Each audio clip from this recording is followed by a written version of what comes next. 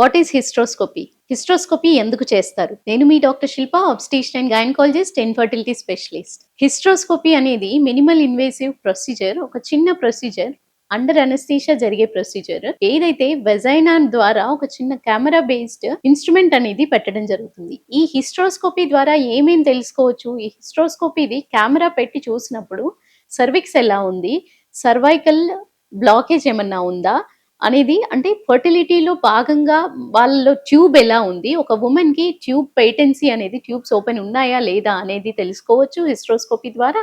Structure of the cervix తెలుసుకోవచ్చు, cervical canal ఎలా ఉంది అనేది తెలుసుకోవచ్చు.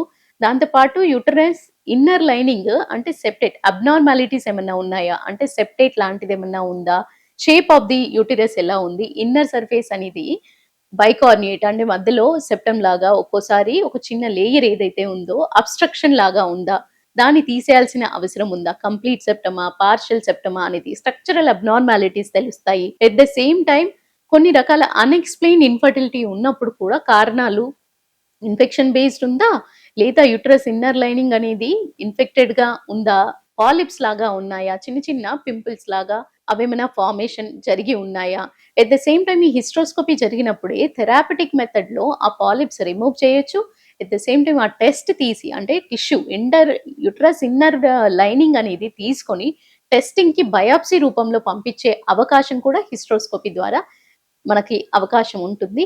కాబట్టి ఈ హిస్ట్రోస్కోపీకి ఎవరైనా డాక్టర్ అడ్వైస్ చేసినప్పుడు మీరు కారణాలు తెలుసుకొని నిజంగా అవసరమా లేదా అనేది ఇంపార్టెన్స్ తెలుసుకొని మీరు ప్రొసీడ్ అయినట్టయితే చాలా వరకు ట్రీట్మెంట్ ఇన్ఫర్టిలిటీకే కాదండి, ఎక్కువగా బ్లీడింగ్ అవుతున్న పేషెంట్కి కూడా చాలా హెల్ప్ అవుతుంది. కారణాలు తెలిస్తే ఇన్ఫెక్షన్, ఏ రకమైన ఇన్ఫెక్షన్, టీబీ ఇన్ఫెక్షనా, బ్యాక్టీరియల్ ఇన్ఫెక్షన్ అని తెలిస్తే సరైన యాంటీబయాటిక్ పడుతుంది. ర్యాండమ్లీ అన్ని రకాల యాంటీబయాటిక్స్ ట్రై చేస్తూ ఉండడం కంటే చిన్న ప్రొసీజర్ అండర్వెంట్ చేసి దాని ద్వారా మీరు సరైన మెడిసిన్ తీసుకున్నట్టయితే చాలా హెల్ప్ అవుతుంది. Thank you.